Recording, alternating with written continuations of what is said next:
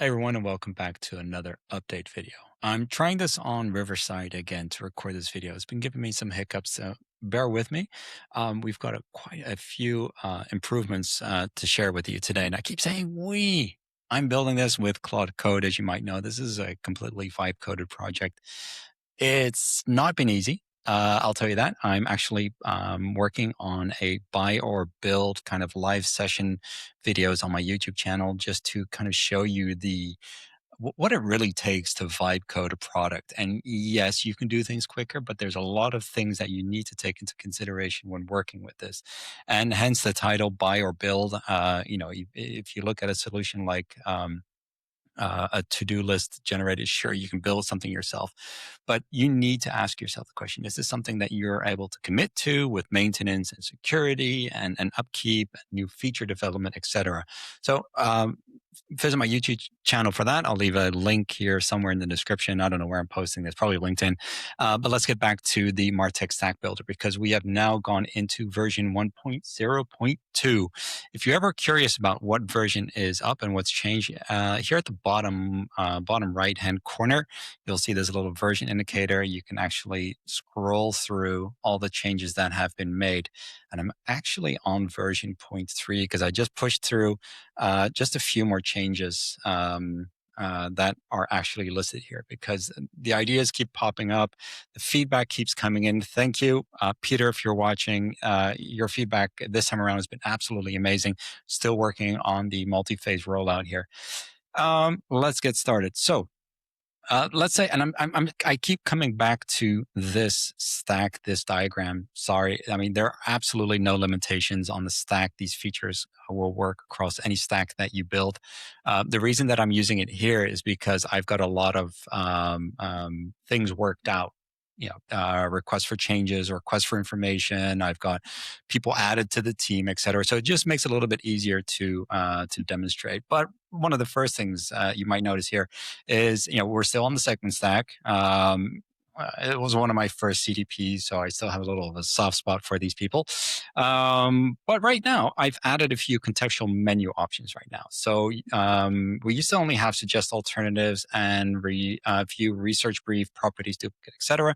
I've now added compare and replace. Now, the compare, these kind of the suggest alternatives, compare and research brief, open up your research assistant here, this menu option, to the dedicated page.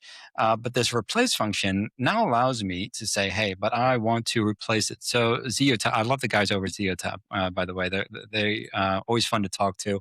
A great podcast that I had with these guys a couple of months ago. So let's say I want to replace segment with Zeotab.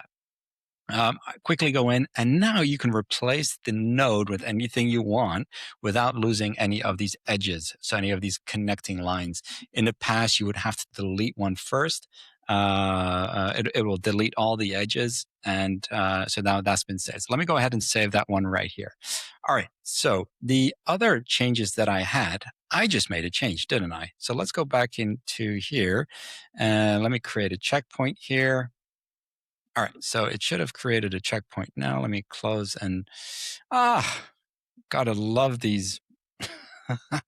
This diagram is updated in another tab. No, it's in the same one.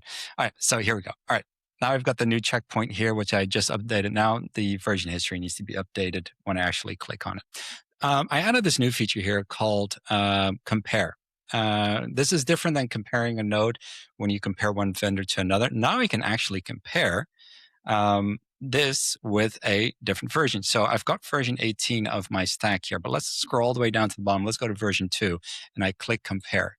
I'll see this new screen pop up with the old version, version 2, created by segment or by an autosave, and this is a new version. You can actually see everything that's changed. So all the red lines, what's actually changed is the Zeotab here in the middle as the middle hub.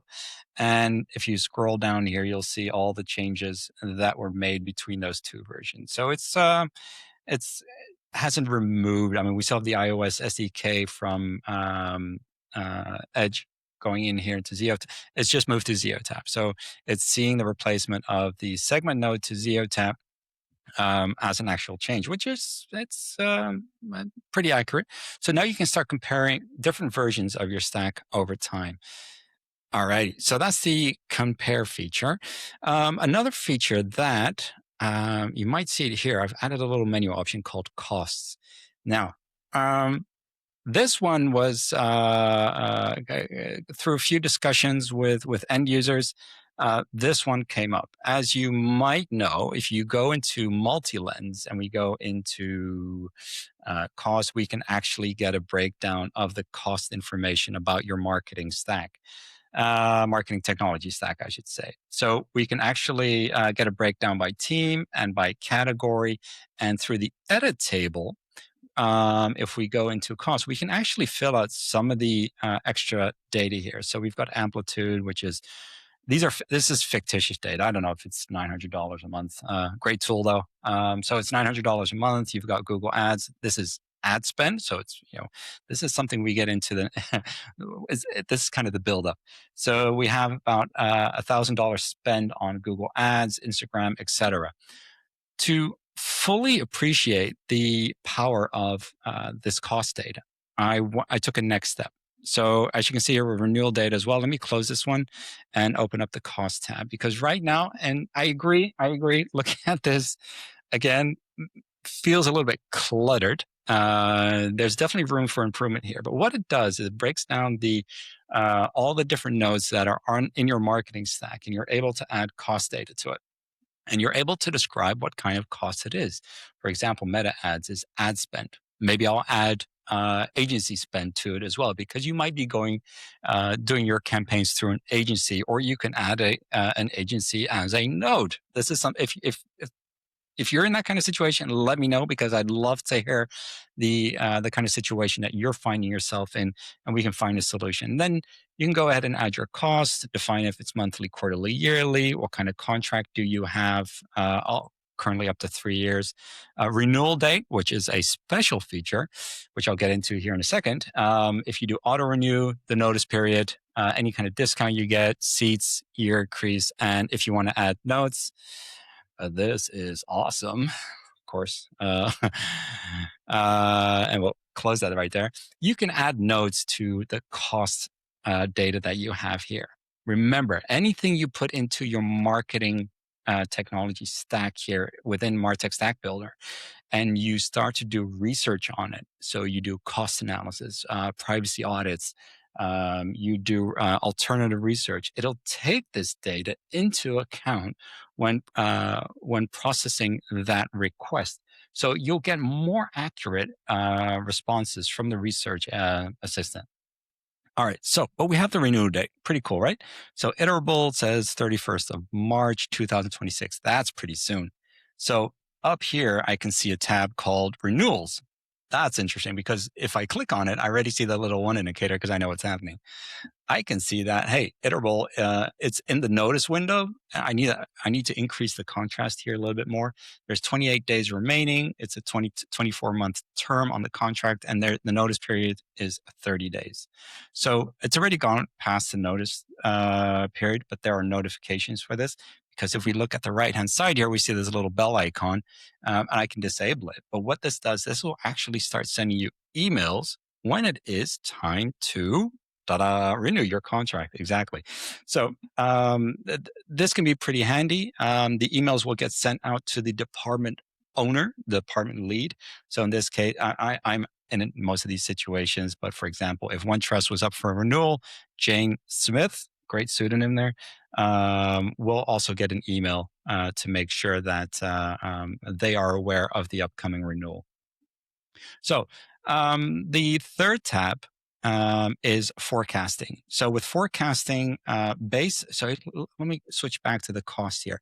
So the forecasting has this year increase column. I had to think about this one because this cost information is important, but it gets a little bit complex. So usually when you have contracts for your marketing technology or for any kind of SaaS, there is this kind of end of contract agreed upon rate increase, usually between 5 or 10%, depending on how well you negotiated, or none if you're an absolute fantastic legend of a negotiator, you can put that information in here. This will actually be taken into account when doing forecasting. So forecasting, if there's no escalation costs at the end of the contract or a certain period, it will default to 5. Otherwise, it will use the entry provided on the cost tab to override what's in here.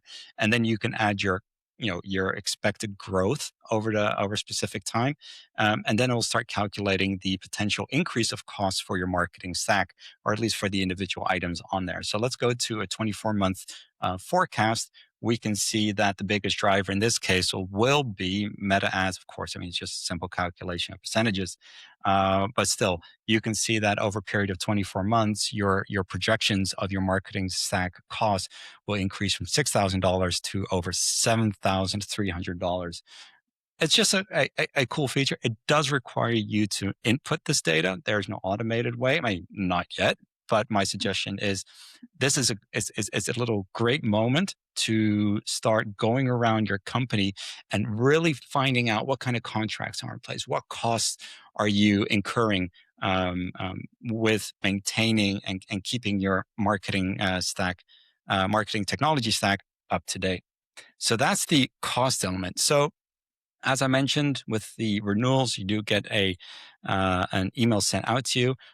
For that reason, if you are a team owner, before I forget, timeout. There's a free pro trial of 14 days when you sign up. So as soon as you sign up, you get 14 free days or days free of the pro trial, but also for Teams. So if you want to try out Teams where you can start collaborating with colleagues, if you're an agency, you can start collaborating with clients.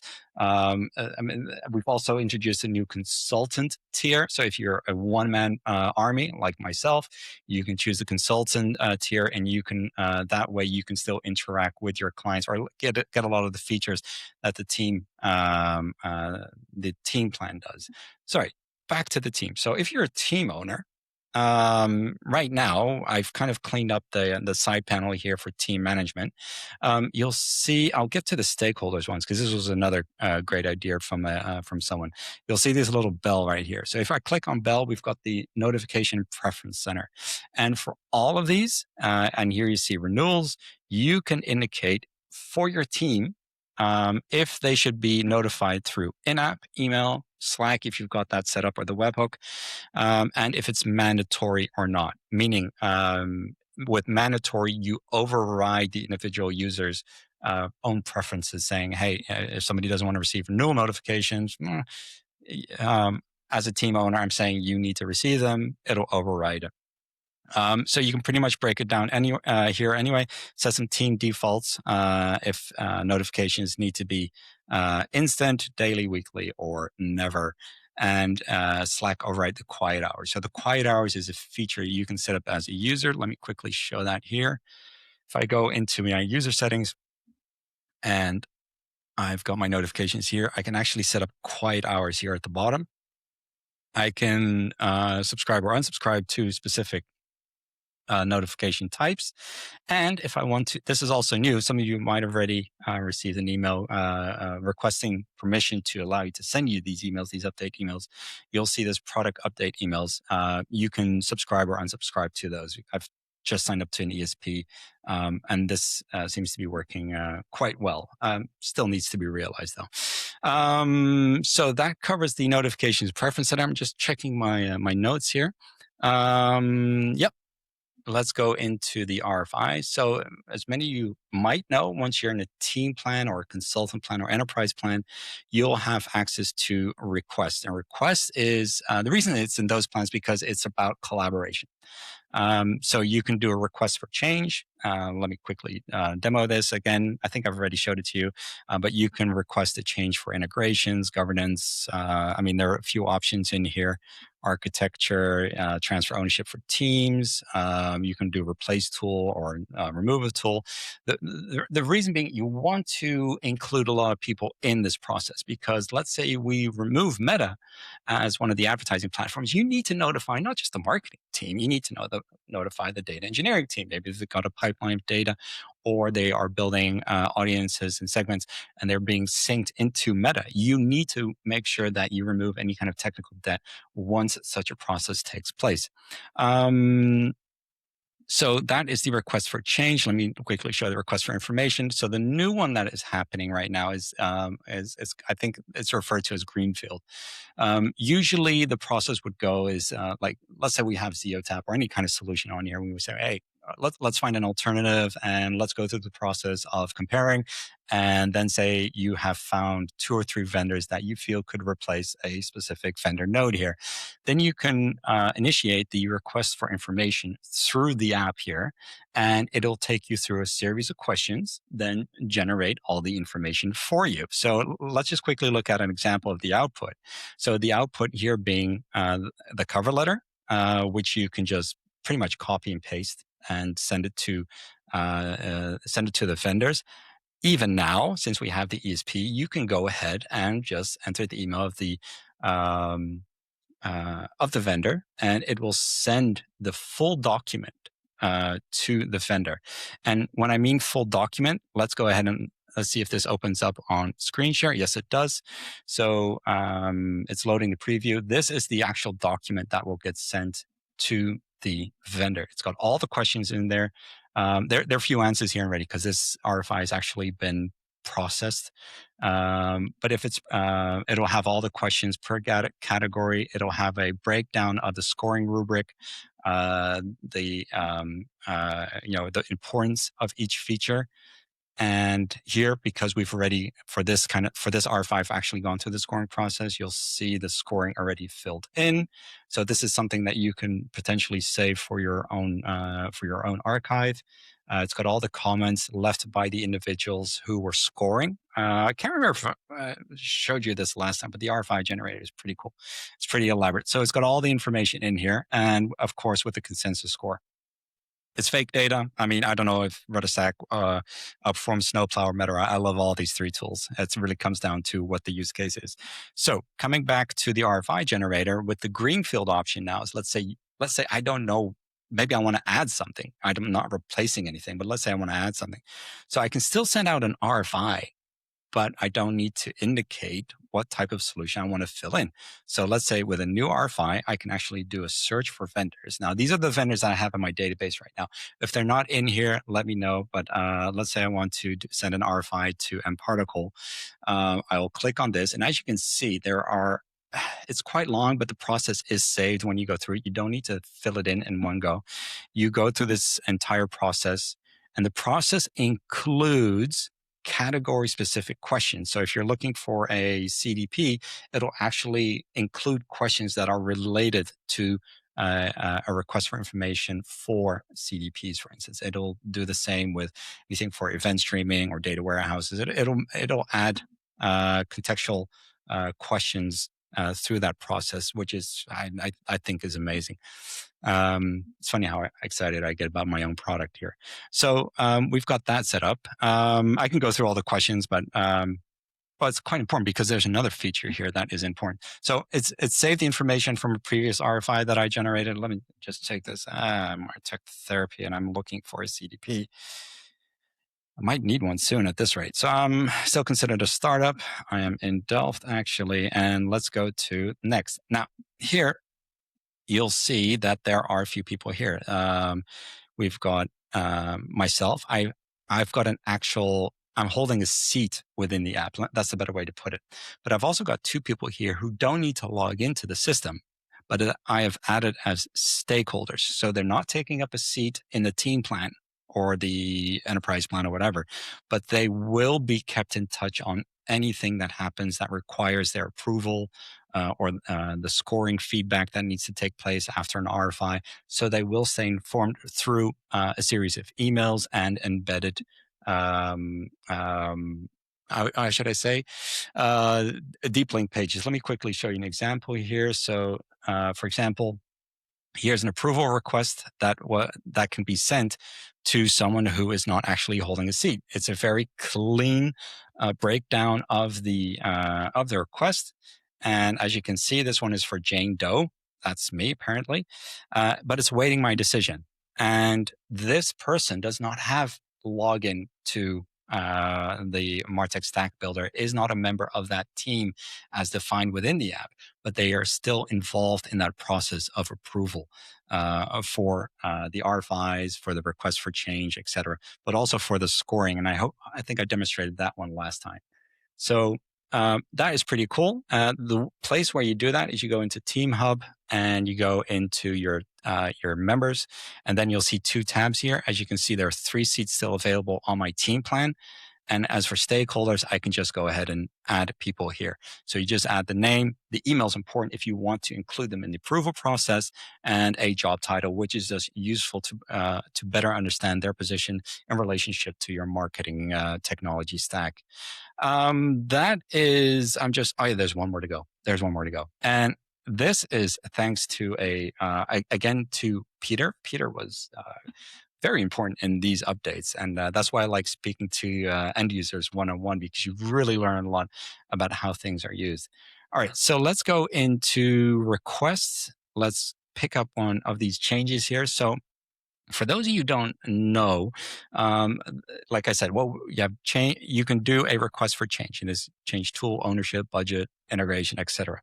So let's go into one here that has tasks, because once you go through the entire process of requesting a change, so we have this one is, hold on, did I open the right one here?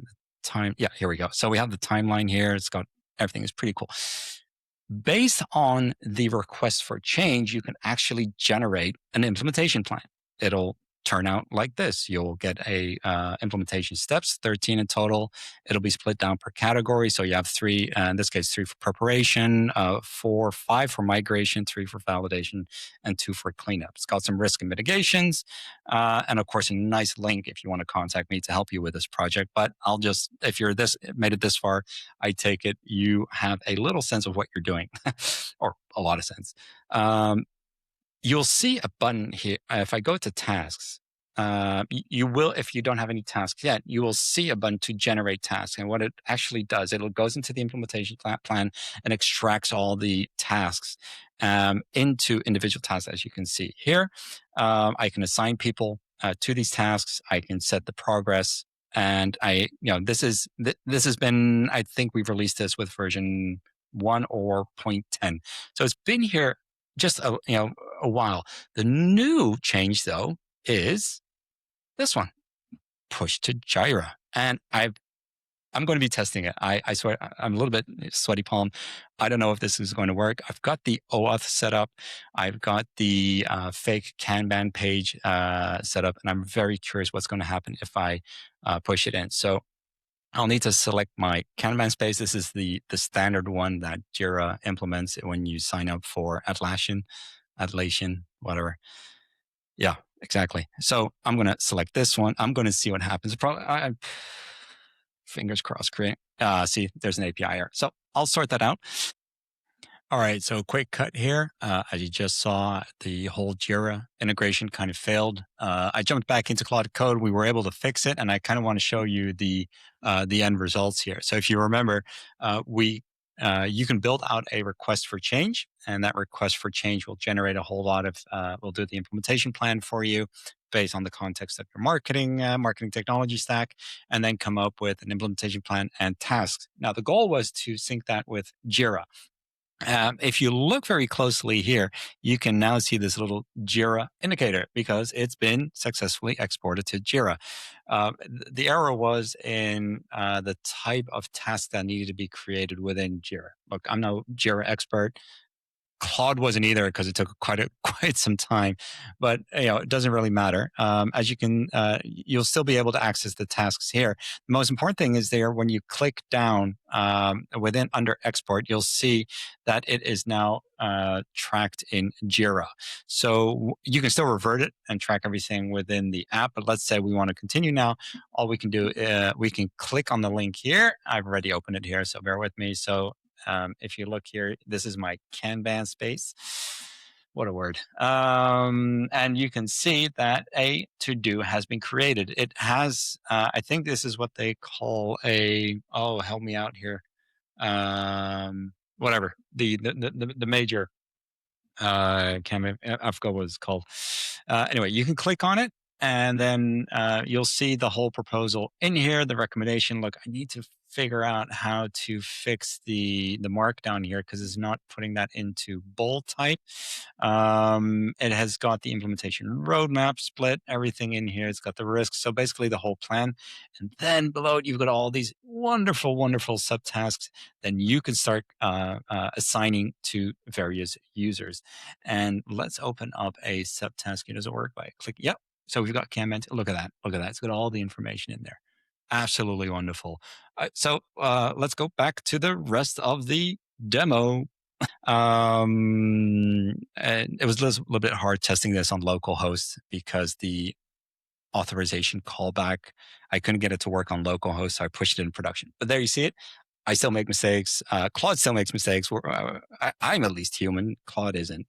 But that's something I will fix. However, there is another feature here that I also related to Atlassian, and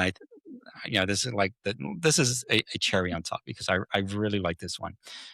Once you have a nice stack like this, you'll make changes, but listen, you might be working in Confluence.